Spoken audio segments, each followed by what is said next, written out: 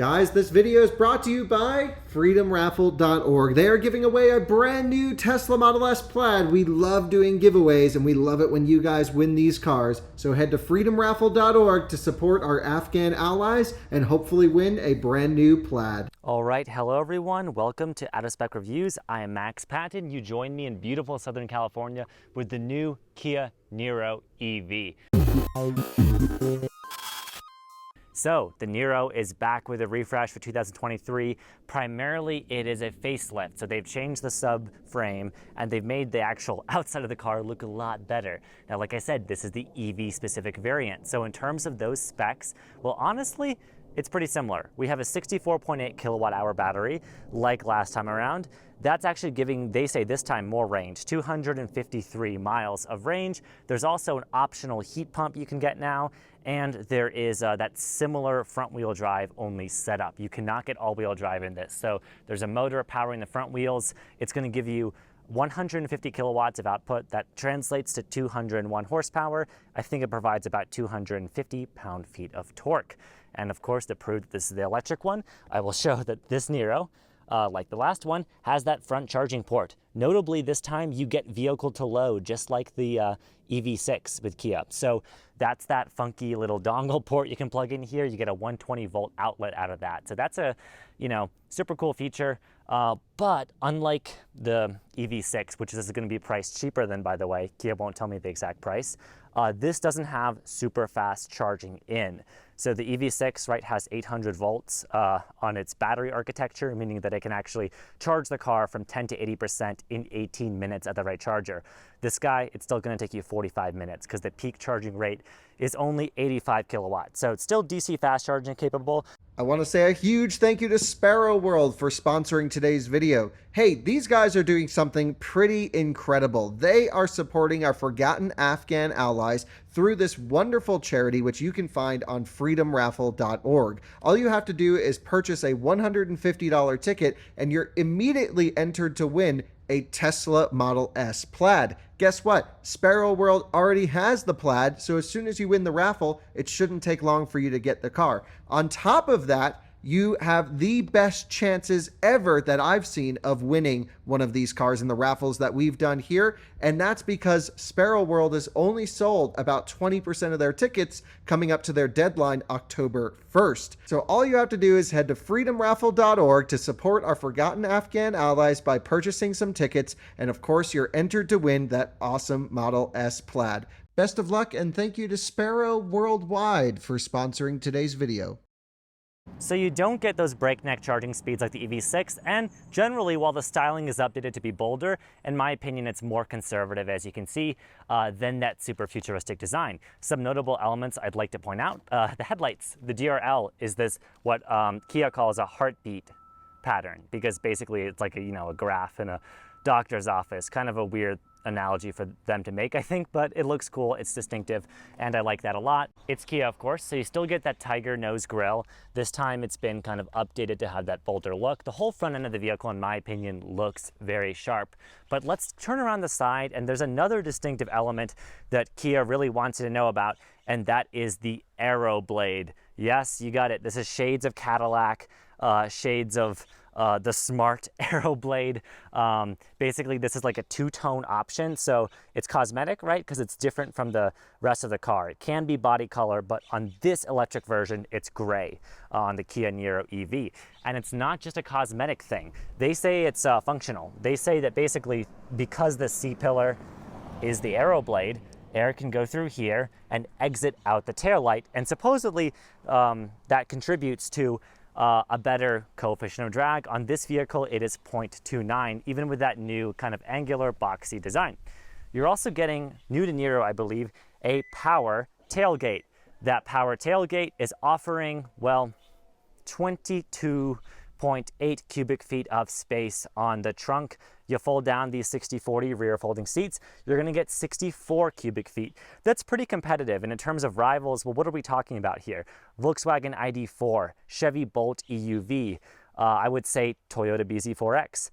This, in terms of range, is gonna do better than the BZ4X, be competitive with ID4, similar to Bolt, but in pricing, I would predict this to be most in line with, well, the front wheel drive configurations of the ID4 and the BZ4X. Unlike those two cars though, and kind of like the Bolt, like I said, you can't configure this with all-wheel drive. You have to get front-wheel drive. And I can see that being a bit of an issue for snowier climates or if you want all-wheel drive. Now, one cool thing about the Niro is Kia, because they share this platform with its ICE counterparts, right, with the hybrid and the plug-in hybrid Niro, you think, oh, maybe packaging is going to be compromised by that. No, the Niro has always been electrified. They've been used to making this with different variants. So they've actually done a really efficient job packaging in here. Like you still get, you don't have a spare tire, but you have fix-a-flat. You have some wiring harnesses and electrical stuff, it looks like, but it doesn't intrude too much on your space. When you do fold this area down, you still get a lot of space. You get some chambers there as well. So decent amount and competitive amount of cargo space overall. The way Kia likes to frame it is that it's more than a Tesla Model 3. I don't think this directly competes with that. And in terms of the ID4, it's slightly less cargo space, but it's pretty good.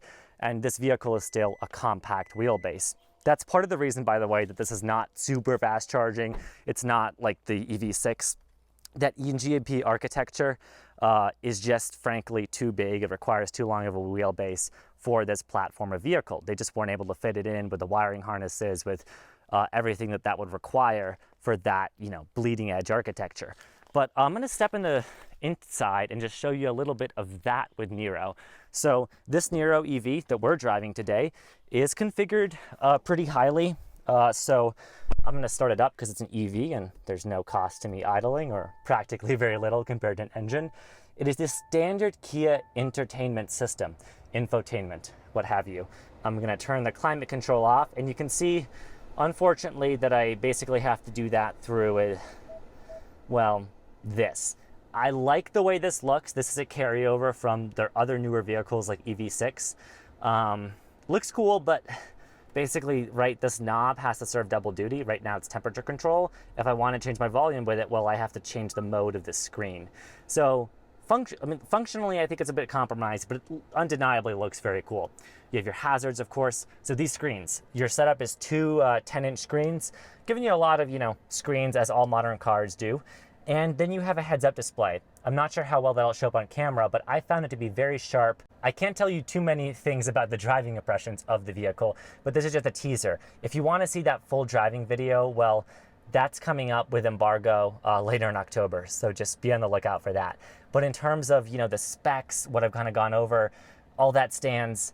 This is looking like it's going to be that value option in Kia's lineup for being a CUV. It's going to be cheaper than EV6, a little bit more traditional, but you do get this fancy high-tech interior. Also notably, there's the standard suite of adaptive driving assist, including Highway Driving Assist 2, HDA2. If you are a nerd like me, you'll know what that means. That means you get all the features. You're going to get lane keeping, not just lane keeping, you're going to basically be able to do your turn signal on the highway with the adaptive cruise control and have the car automatically make lane changes. That is super cool in my book. Awesome feature. Also, it's going to, of course, slow down for curves, use the navigation data to intelligently do that, and it's going to use machine learning to recognize the style of how you apply the pedals and apply that to how the cruise control works. So that is really cool. Regenerative braking, since this is an EV, of course, is in place, and because it's a Kia, it has these paddles for simulating right gear changes, so this is going to adjust the level of regen braking in this car. And also drive modes. This is your drive mode toggle selector. I don't like that it's just a one, it's basically, it goes down. I'd like it to go up or down, if that makes sense. I'd like to be able to go from, if I'm in normal, sport, or eco, but I have to go down to sport before I can get back to eco. So that's just something I'm not a huge fan of. By the way, I mentioned 253-mile range out of that same battery pack, so they made it even more efficient. Right now, it's estimating 163 miles of range because, well, I've driven it a bit today, But yeah, beautiful driving here in Southern California. Of course, no problem with this front wheel drive configuration in this climate. But like I said, I'd like to see what that's like in Colorado. And then generally, you know, driving impressions will come, but I'll talk about that in that video about how this car drives. But front wheel drive, you won't imagine it being a problem in a climate like this.